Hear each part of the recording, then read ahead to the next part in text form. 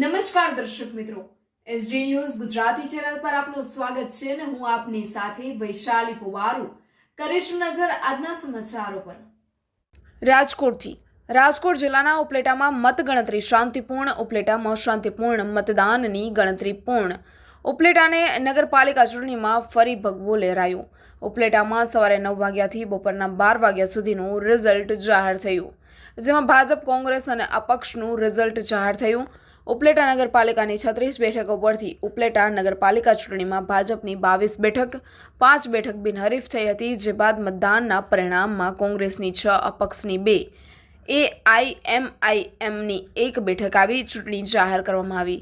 ઉપલેટામાં જીતેલા ઉમેદવારને પ્રમાણપત્ર આપે વિજેતા જાહેર કરવામાં આવેલ। ઉમેદવાર જીતા ઉપલેટામાં ઢોલ નગારા સાથે વિજેતાનું સરઘસ કાઢવામાં વધાવવામાં આવ્યું। આવું જાણીએ ચૂંટણી અધિકારીનું શું કહેવું છે। રિપોર્ટર ભાવેશ ગોયલ સાથે એસડી ન્યૂઝ ગુજરાતી ઉપલેટાથી।